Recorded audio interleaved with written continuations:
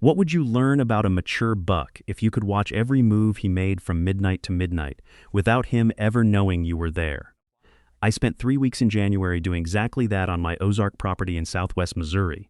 That Cedar Glade and Hardwood Ridge country, south of Springfield, where the ridges run east-west and the creek bottoms cut between them like hallways. In a building, the buck was a 4.5-year-old I had been watching since he showed up on camera in September, wide frame, dark rack. A noticeable limp on his front left that never slowed him down. I called him crooked because the main beam on his left side kicked out at an odd angle that made him easy to identify on camera from 50 yards. The 24-hour picture I am about to walk you through was not assembled in a single day. I want to be upfront about that. You cannot follow a wild whitetail for 24 straight hours on foot without pushing him off the property. What I did was position 6 cameras across his Corinth area, which is the 40 to 80 acres a mature buck uses most consistently. Roughly the size of 30 to 60 football fields, and I supplemented the camera data with snow tracking on 4 separate mornings after fresh snowfalls when his prints were readable from 30 yards without entering his bedding zone. Between the cameras and the snow tracks, I assembled a composite picture of what a single mature buck does from midnight to midnight on a typical January day. Every timestamp in this video comes from actual camera data. Every movement route comes from confirmed snow tracks. Nothing is guessed. If you have tracked a buck through a full day's movement and your observations contradict mine, I want to hear it. Stay until the end because the one stand adjustment I made based on this data increased my encounter rate with crooked from 0 sightings in 4 sits to 3 sightings in the next 4 sits, and it involved moving my stand exactly 35 yards. The surface understanding of a mature buck's day is simple. He beds during the day and feeds at night. That is what most hunters believe, because that is what trail cameras show. Midnight photos of a buck in the field. Daylight photos of an empty field. The obvious conclusion is that the buck is nocturnal. But the 24-hour data told a completely different story. Crooked was not nocturnal. He was invisible. Those are 2 very different things. A nocturnal buck does not move in daylight. Crooked moved constantly during daylight. He just never moved where I had cameras. He never moved where I had stands, and he never, not once in 3 weeks of observation, entered the open field during legal shooting hours. In roughly 200 hours of camera coverage, Crooked stepped into the field twice during daylight, both times for less than 15 minutes. Both times on days with 0 hunting pressure on the property. That is 0.25% of his observed time spent in the open. If you sat a field stand for 200 hours, you would have a 1 in 400 chance of seeing him. Those odds are worse than most state lotteries. The cameras told me he was a ghost. The snow tracks told me he was a commuter with a predictable route who happened to commute entirely inside timber. The midnight data starts the clock. From roughly 11 p.m. to 2 a.m., Crooked fed in the field or along the field edge within 50 yards of the timber line. Camera timestamps confirmed consistent field entry between 10:45 p.m. and 11:30 p.m. across multiple nights. He fed for 2 to 3 hours, browsing standing corn stubble and waste grain along the field edge, never more than 80 yards from cover, roughly the distance from home plate to the outfield wall. By 2 a.m. he was back in the timber.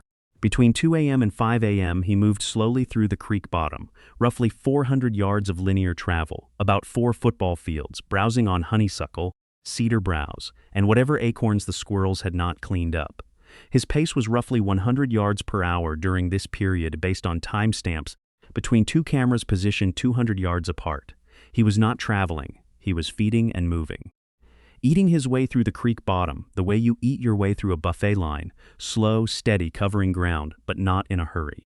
By first light, roughly 6:15 a.m. in early January, Crooked was already bedded, not in the creek bottom where he had been feeding. He had climbed 200 vertical feet up the south-facing slope, roughly the height of a 20-story building, and bedded on a bench just below the ridgetop on the lee side of the prevailing northwest wind. The bedding spot was textbook. South-facing slope for solar warming, lee side for wind protection, ridgetop visibility above him, thick cedar cover around him, and the detail that changed how I hunt. The bed faced downhill with a clear line of sight to the creek bottom 200 yards below where he had been feeding 2 hours earlier. He could see his own back trail. Anything following his scent up the ridge would be visible to him from the bed before it got within 0 yards. That bed placement meant he was monitoring his own entry route from above. A hunter following his tracks from the creek bottom to his bed would be spotted at 200 yards, and Crooked would be gone over the ridge top before the hunter closed half the distance. I learned this the hard way. The previous November, I had followed fresh tracks from the creek up the south slope and never saw the deer. The snow tracks 2 months later showed me exactly where he had been bedded and exactly where he had exited when I pushed him. I spooked him without ever seeing him. He saw me before I saw the bed. I sat down on a stump that evening, feeling like I had wasted the entire morning. The snow tracks told a different story a month later. His exit tracks from that bed showed no panic, no running, no bounding. He stood, walked 20 yards over the ridge crest, and disappeared down the north slope at a walk. He was not spooked in the way we think of spooked. He was informed. He saw a predator approaching on his back trail, and he left calmly because he had time. That calm exit is important because it means he was not pushed off the property. He just relocated 200 yards to a backup bed on the next ridge and was bedded again within 15 minutes. A panicked deer runs half a mile. An informed deer walks 200 yards. The bed facing the back trail placement is what gave him the time to leave without panic. Every experienced deer on your property is doing something similar. They bed where they can watch their own trail.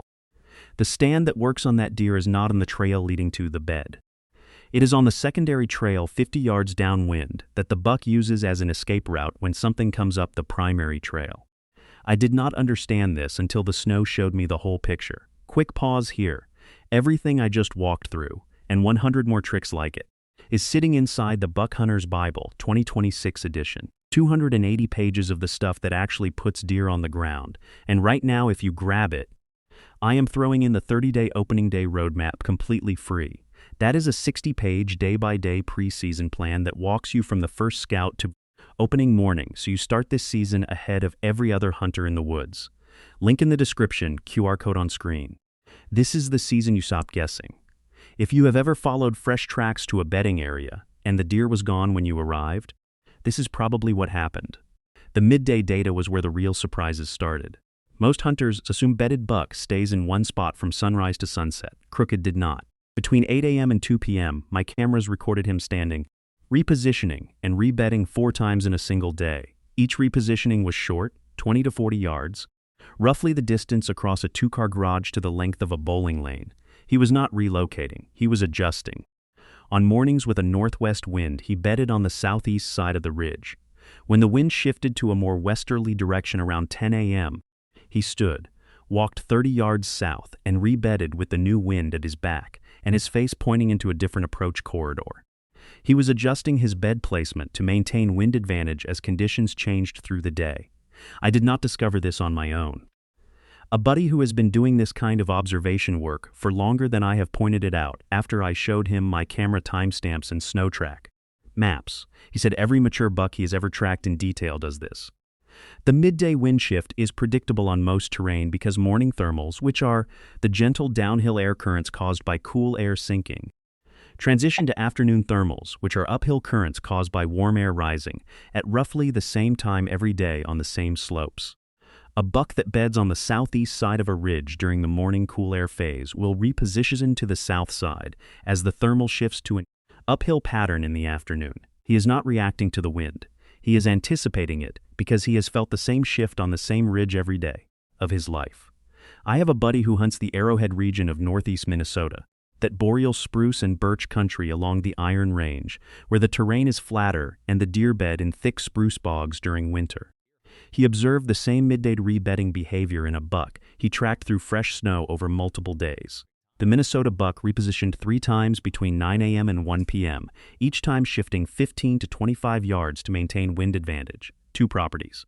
2 states. Same behavior. The midday rebedding explains something that frustrated me for years. I would glass a buck bedded at 8 a.m., plan a stalk based on the wind, execute the approach, and arrive at the bed to find it empty. The buck was not spooked. He had simply stood and moved 30 yards during the 45 minutes it took me to plan and execute the stalk. He was no longer where I last saw him. Not because he detected me, because he adjusted to a wind shift I did not account for. The deer was hunting the wind harder than I was. Between 2 p.m. and 4 p.m., Crooked began what I am going to call his staging movement. This is the part of the day that matters most to hunters and gets the least attention. He did not stay bedded until dark and then walk to the field. He began a slow, deliberate movement from his daytime bed toward the field edge roughly 2 to 3 hours before dark. But he did not go to the field. He went to a staging area, which is a zone of thick cover 10 to 30 yards inside the timber edge, roughly the distance from a pitcher's mound to home plate, where deer pause and wait before committing to the open field. Crooked staging area was a cluster of cedar trees 20 yards from the field edge. My camera at the staging area captured him arriving between 2:45 p.m. and 3:30 p.m. on multiple days. He would bed down in the cedars, face the field, and wait for 2 to 3 hours. He was 20 yards from the field, and he would not commit until after dark. Think about that. A mature buck beds down 20 yards from a food source, roughly the distance across a large living room, and waits until he cannot be legally shot before stepping into the open. He does not arrive at the field at dark. He has been 20 yards away since mid-afternoon. He has been watching the field, testing the wind, and monitoring every fawn and young buck that enters before him. If a doe blows at something in the field, Crooked never enters. He backs out through the staging area and takes a different route to the field edge 200 yards south. The staging area is where most mature bucks are killed by hunters who understand the pattern. The field stand misses him because he never enters the field in daylight. The bedding area stand is too risky because entry and exit routes contaminate his core area. The staging area stand, 20 to 30 yards inside the timber from the field edge, catches him during the 2 to 3 hour window when he is awake, on his feet at least part of the time, and within bow range of a well-placed tree. This is the adjustment I promised at the beginning. I moved my stand 35 yards, from the field edge where I had been sitting for 3 seasons to a white oak 25 yards inside the timber of the edge of staging cedars, same tree line, same access route, 35 yards further from the field. The first 4 sits on the old field edge stand produced 0 sightings of Crooked. The next 4 sits on the staging area stand produced 3 sightings. All between 3:15 p.m. 4:45 p.m., all within 30 yards. I did not kill him. I had the wrong wind on the first encounter, and he caught my scent at 22 yards and left without blowing. Just a slow turn and a walk back into the cedars. Second encounter was a doe between us that locked up and stared at my tree for 2 minutes before clearing out, which pulled Crooked's attention to my location. Third encounter, I drew on him at 26 yards, and my arrow deflected off a cedar branch I had not cleared from the shooting lane. That was November 14th. I have not seen him in daylight since. I spent the rest of November replaying that deflected arrow in my head. The cedar branch was roughly the diameter of a pencil, and I never saw it from the stand. I had cleared the major shooting lanes, but missed a single branch that grew into the window between August when I hung the stand and November when I sat it, 1 branch, 1 season. My wife said I should stop telling people about it because nobody wants to hear a grown man talk about a twig for 3 months. She was right, but I kept talking about it anyway. Look, I am going to be straight with you. Everything I am walking through in this video is just a small piece of what is inside the Buck Hunter's Bible, 2026 edition, 280 pages. 101 field-tested tricks, and right now you also get the 30-day opening day roadmap free with it. A 60-page day-by-day plan that gets you ready before the season even starts. I do not know how long that bonus stays in the deal. But if you have been watching these videos and thinking this could be my season, that is the move. Link in the description below, QR code on screen. Make this the year. The lesson cost me the best shot opportunity I have had on a mature buck in 4 years. And the price of the lesson was that I now clear every shooting lane from the stand, not from the ground, on the same day I plan to hunt it. Standing at ground level, looking up, and standing in the stand looking down show you 2 completely different obstruction patterns. If you clear from the ground, you will miss the branch that deflects your arrow. The after dark data completes the picture and contains one detail that I think most hunters have completely wrong. Between 5 p.m. and 8 p.m., roughly the first 3 hours after dark, Crooked was the most active he would be all day. His cameras showed him covering 600 to 800 yards in that window, roughly 6 to 8 football fields, moving between 3 different food sources.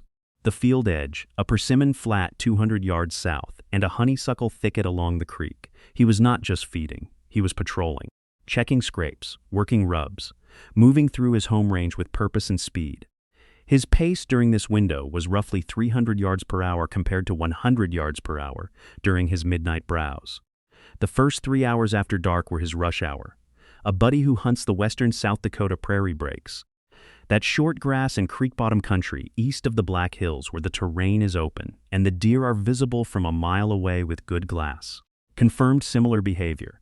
He glasses bucks from a ridge at sunset and watches them after legal light with binoculars.